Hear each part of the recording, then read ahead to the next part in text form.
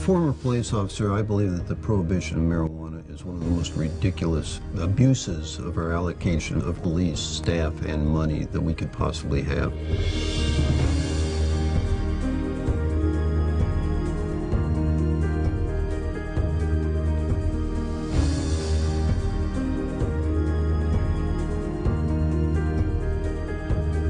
The great myth of prohibition is that prohibition doesn't mean you control drugs. It means you give up the right to control drugs.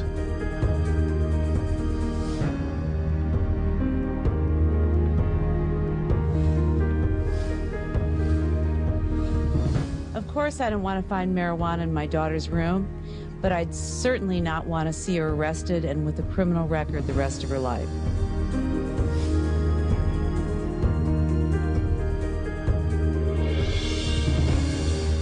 The most dangerous thing about marijuana is to be arrested for its possession or use.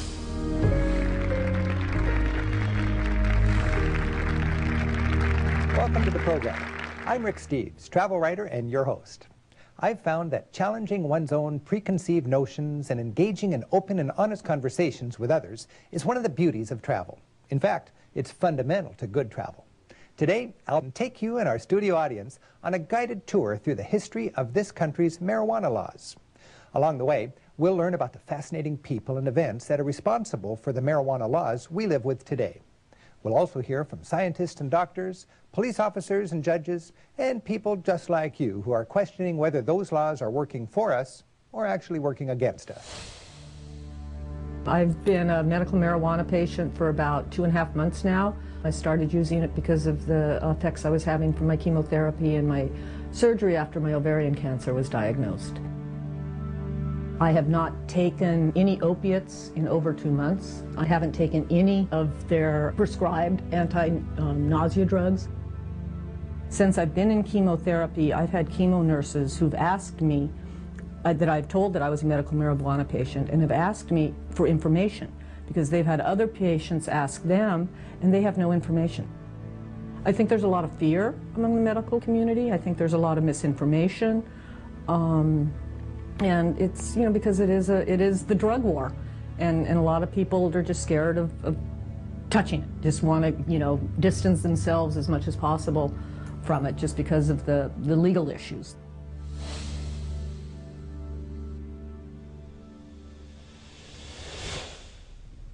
Carolyn lives in one of the 13 states that have passed laws permitting the medical use of marijuana. Well, if she lives in a medical marijuana state, then why are her doctors and nurses afraid to talk to her about it? That's a great question, and it's best answered by one of our guest panelists. Joining us are Deborah Small, who's the founder and executive director of the national drug policy organization called Break the Chains, retired Superior Court Judge David Nichols, and Allison Holcomb, director of the American Civil Liberties Union's Marijuana Education Project. Allison, why don't we start with you? Why would Carolyn's doctors and nurses be afraid to talk to her about medical use of marijuana if she lives in a state where it's already legal?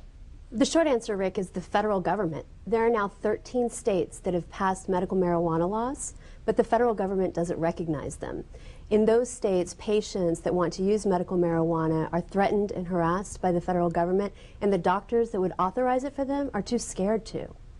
For people like Carolyn, it's a very big problem. And it's really ironic because since 1978, our government has been giving, the federal government has been giving medical marijuana to patients, but at the same time, this federal government is also attacking state medical marijuana laws and the people who choose to try to implement them.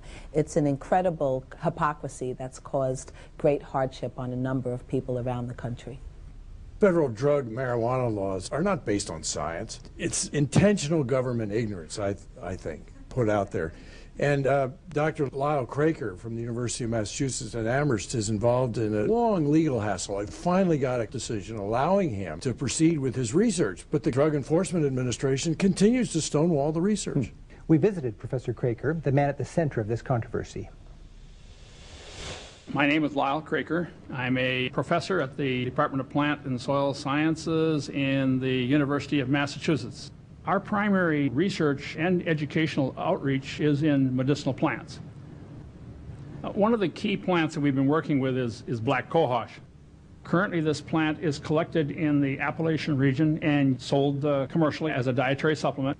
for use by menopausal women to relieve the symptoms of menopause. 25 or 30% of the current medicines on the market are plants or plant-derived. I look at marijuana as no different than any other medicinal plant we've worked with, and what we want to do is to do the best thing for the public. And the best thing for the public is to do the research to see, to either prove yes or prove no that this plant material has beneficial health effects. The point we're getting at is that we only learn about how plants can be used is if we do the scientific research that's necessary. And whether we're talking about black cohosh or we're talking about medical marijuana, we're talking about the same type of procedures that we scientifically need to do.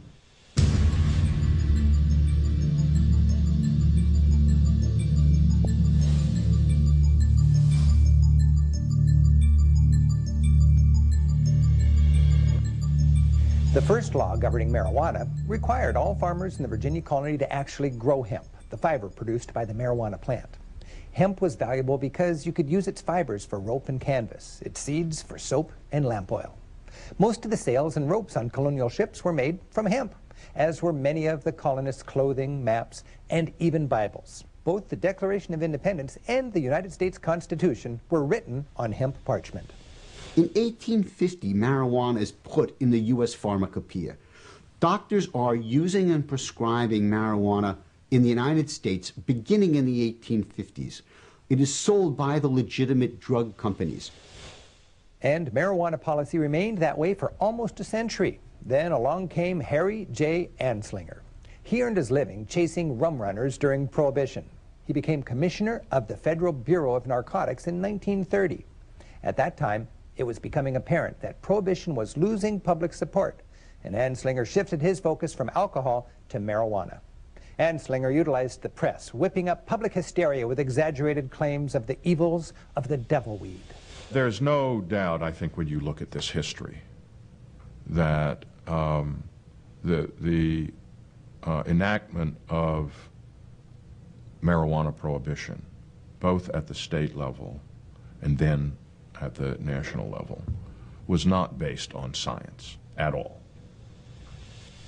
The story of Harry Anslinger's role in the prohibition of marijuana and the criminalization of marijuana users is a very interesting story. It's almost comical when you go back and you read some of the newspaper accounts and some of the rhetoric surrounding the prohibition of marijuana to see these incredibly exaggerated assertions, such as that marijuana would take normal people upon smoking it and make them assassins overnight, or that inevitably it would lead to insanity, in a larger sense, to debauchery and immorality.